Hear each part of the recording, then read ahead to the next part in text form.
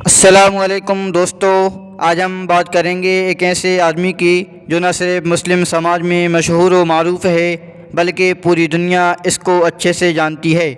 دوستو، سابق بھارتی صدر اور پوری دنیا میں میزائل مین کے نام سے مشہور بھارت کے ممتاز سائنسداں ڈاکٹر APJ عبدالکلام آزاد کے بارے میں بات کریں گے۔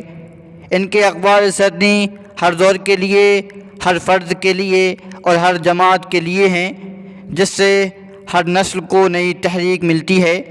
انہوں نے کہا تھا، خواب وہ نہیں جو آپ نیند میں دیکھیں بلکہ خواب وہ ہیں جو آپ کو نیند نہیں آنے دیں۔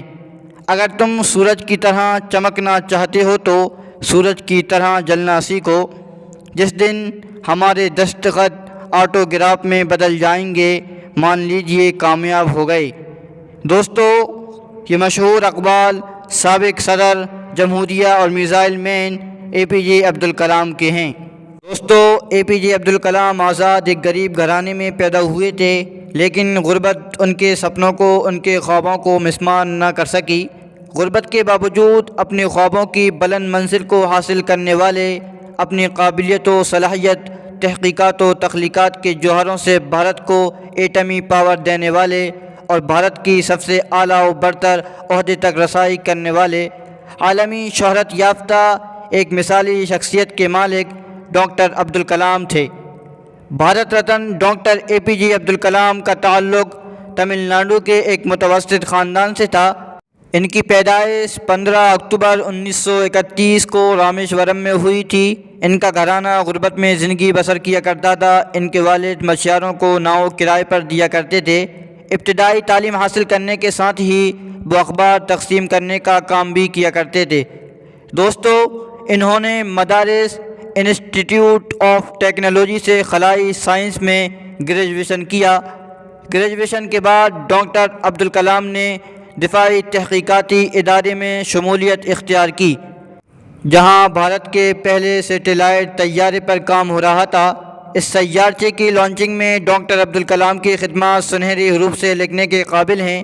اس کے علاوہ پروجیکٹ ڈائریکٹر کے طور پر انہوں نے پہلے سیٹلائٹ جہاز کی لانچنگ میں بھی کام کیا، اہم کردار ادا بھی کیا ہے۔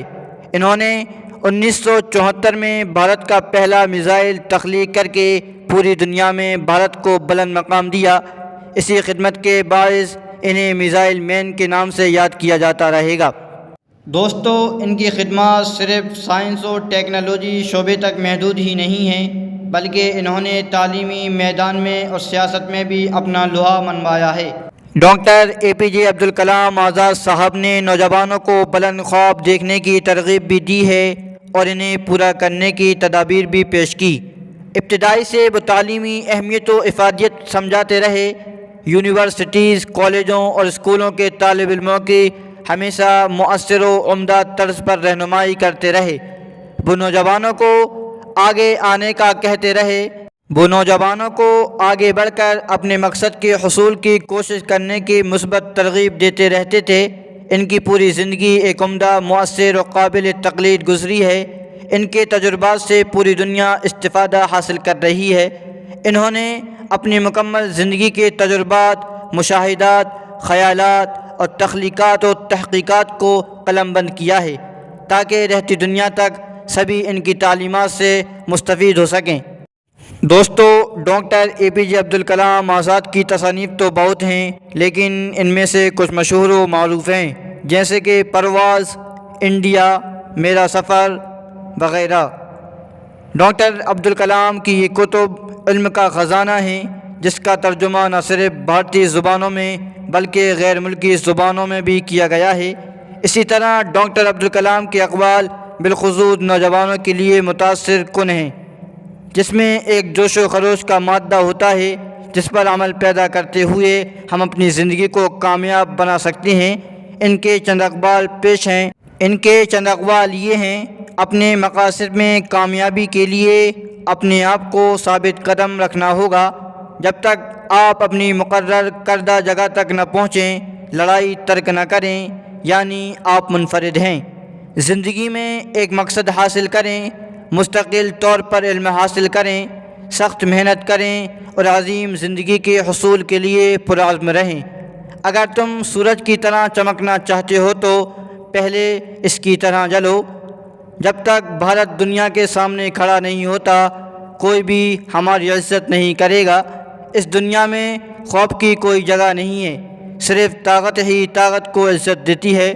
ڈاکٹر عبدالکلام کے گوناگو کارنامے، مقبولیت اور ان کی تخلیقات و تحقیقات کو مد نظر رکھتے ہوئے انہیں بھارت کا 11واں صدر جمہوریہ 26 جولائی 2002 24 جولائی 2007 منتخب کیا گیا تھا۔ دوستو، ڈاکٹر اے پی جے عبدالکلام آزاد کو الیکشن میں 89% ووٹ حاصل ہوئے تھے۔ اس سے ان کی مقبولیت کا اندازہ لگایا جا سکتا ہے۔ اس موقع پر انہوں نے کہا تھا کہ صدر جمہوریہ عہدے کی سیاست نہیں کی جانی چاہیے، ایک ہار صدر منتخب ہونے کے بعد وہ سیاست سے بالا تر ہے۔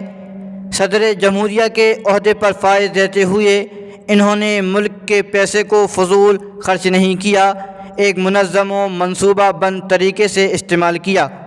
ڈاکٹر عبدالکلام کی بے لوث خدمت، محنت، لگن، جستجو اور ان کی تحقیقات و تخلیقات پر حکومت ہند نے انہیں پدم بھوشن اعزاز 1981 میں نوازا گیا۔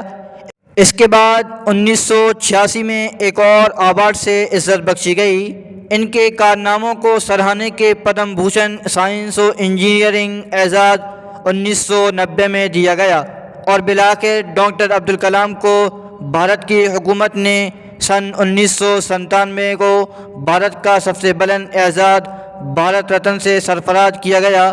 وہ تاعمر ملک کی ترقی کی خاطر جد و جہد میں مصروف رہے اور اپنے زرین دماغ و روشن خیالات سے ملک کے مستقبل کو تابینہ کرتے رہے۔ ڈاکٹر اے پی جے عبدالکلام آزاد 83 برس کی عمر میں 27 جولائی 2015 بروز پیر شیالنگ میں ایک تقریب دے رہے تھے۔ اپنے قیمتی انمول روشن خیالات سے مجلس کو آراستہ و پیراستہ کر رہے تھے کہ انہیں اچانک دل کا دورہ پڑا، جس سے وہ وہیں گر پڑے اور انہیں انتہائی تشویشناک حالت میں فوری طور پر اسپتال منتقل کیا گیا۔ علاج کے دوران وہ خالق حقیقی سے جا ملے۔ بھارت نے اپنا بے مثال و نایاب جوہر کھو دیا جس کی نظیر ملنا نہایت ہی مشکل ہے۔ ڈاکٹر عبدالکلام آزاد اپنے افعال و کردار، تحقیقات اور شخصیت کی بنا پر ہمیشہ پوری دنیا میں یاد کیے جاتے رہیں گے۔ دوستو، ڈاکٹر اے پی جے عبدالکلام آزاد بھارت کے ایک ایسے سائنٹسٹ تھے جنہیں 30 یونیورسٹیوں اور اداروں سے ڈاکٹریٹ کی اعزازی ڈگریاں مل چکی ہیں۔ دوستو، یہ تھے ڈاکٹر اے پی جے عبدالکلام آزاد جو آج ہزاروں، لاکھوں، کروڑوں دلوں میں بستے ہیں۔ اگر آپ کو ویڈیو پسند آئی ہو تو لائک، کمنٹ، شیئر ضرور کریں اور سبسکرائب کرنا نہ بھولیں۔ جلد ملیں گے نئی ویڈیو کے ساتھ انشاءاللہ۔